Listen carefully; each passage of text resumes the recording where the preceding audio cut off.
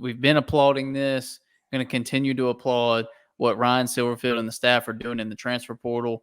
They added a huge addition in former Tennessee linebacker Elijah Herring, who it seems to be might have seen the writing on the wall at Tennessee with Keenan Peely coming back from an injury last year, and the path to playing time just didn't seem to be there for him. It was like a low rotational role at best, and I don't think that really speaks about him. I think that speaks about, Keenan Peely, Arian Carter, who was a former Memphis commit also at Tennessee, Jeremiah T. Lander, a couple other guys that they've got there that have impressed throughout the spring, and Elijah Herring could have potentially been the odd man out, but I don't think it says anything about his talent. If you look at his transfer ranking, he's a high 3-star, borderline 4-star transfer on 247 Sports, had a lot of Power 5 schools interested in him. So this is not just a player that's coming from, a high Power 5 SEC school, and you're saying, well, maybe there was potential once, but there's just not much on paper. Now, he led Tennessee in tackles last year, and he has the ability to be even better at Memphis. When you drop down a level in competition, production is probably going to go up, and especially when you pair him with Chandler Martin. Like, you look at this linebacking core, and that's not even talking about the other additions that they've made in the transfer portal. Just those two guys, and Elijah Herring and Chandler Martin. I think you have two guys that are not even really arguably in the top 5 for best defensive players in the conference. It just in your linebacking core. You have the best linebacking core in the conference by a pretty landslide amount. Bar none. And then you have your defensive coordinator and Jordan Hankins, who coaches linebackers, who is really good working with those linebackers. It just all came together really well for this linebacking core. I'll say this about Elijah Herring. I don't give a damn what you thought about him. Keenan Peely, and he started 11 games because of injury, and he still led Tennessee with tackles, and you'd say, okay, well, he wasn't going to get as much playing time, whatever. In the end of the day, look at who else was recruiting him. It's that simple. You mentioned the Power 5 schools, but I'll name a couple by name that I think are pretty standout to me. Colorado and Miami were in the running. He took a visit to Colorado, which usually that works out well for some of these guys that want to be those high-profile names. You land with Prime, you become a high-profile name. But Miami as well. Look at their NIL funds and how much money they pour into that. What is it, Life Wallet or whatever? I know that the guy got in trouble, but they still have a bunch of money running through that football program, and Mario Cristobal has always been a hell of a recruiter. Just look at the fights that they're involved in now.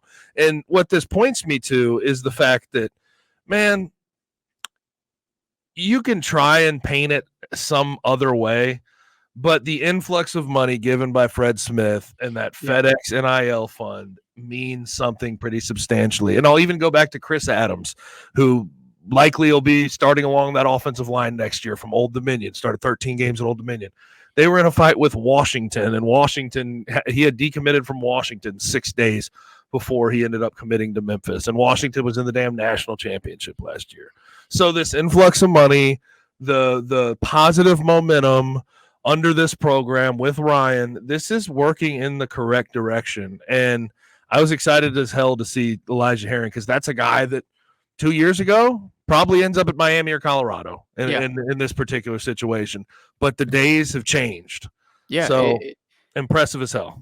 It's big for them, no doubt. And then just overarching, looking at what they've done in the transfer portal, just pulling a few names, Elijah Herring being near the top of that list. But then you also have Taj Rael, also from Old Dominion, borderline 4-star, and Mario Anderson, who has kind of been like the headliner of this class the entire time. Those are 3 borderline 4-star transfers. Those are high-level transfers that Power 5 schools were in on.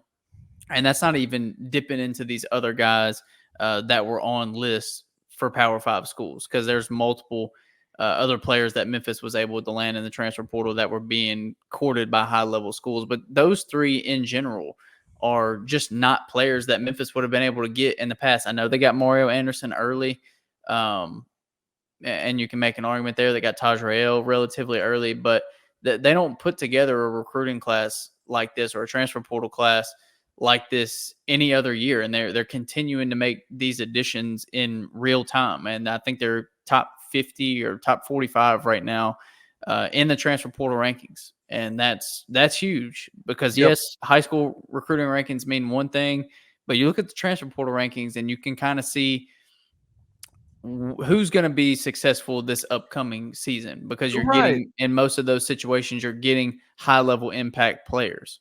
Yeah, but we're not. It's just funny to me because, like, when you see transfer portal news with basketball, it's like, oh, I know what I'm getting. Like, that's the big name guys, and usually the big name guys in football are reserved for the Miamis and the Alabamas and the Clemson has, that's a bad example because they don't even have a transfer portal recruit this entire class. They're the only power conference who doesn't. But the big schools, Georgia's, right? Like, those are where you see all these impact transfers go.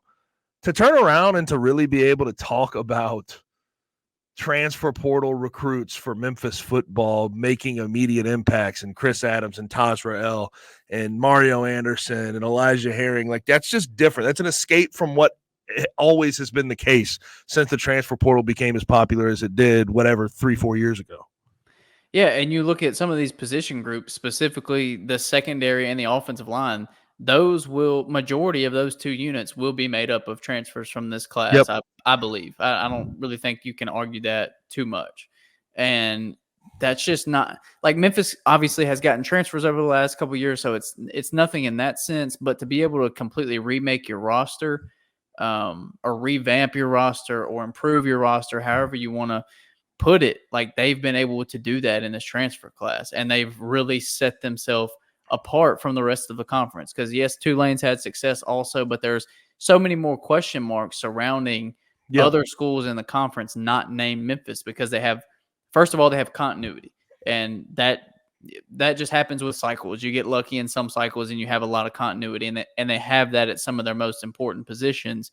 But they've also been able to get guys that are going to contribute right away and be near the top of the conference at their position group. Mario Anderson's going to be one of the best running backs in the AAC this year. Elijah Herring's going to be one of the best linebackers in the AAC this year. Like, there's no way to argue that. These are guys that were productive in the SEC at a high level, not just playing rotationally. Like, Elijah Herring led Tennessee in tackles. Starters, Mario Anderson was really, really good at South Carolina last year. You can't, and I know we don't want to talk about the conference's work. Well, the conference is worse. We know that. There's a reason it's not a Power 5 conference. And so if you're successful at a higher and you're dropping down, if your work ethic continues to be the same, if you're continuing, to strive in the weight room and the film room, and you're trying to improve, and it's not just, I guess I got to drop down a level, which I don't think that's the mentality of these guys, you're going to be more productive because you're playing against worse players. It just makes sense.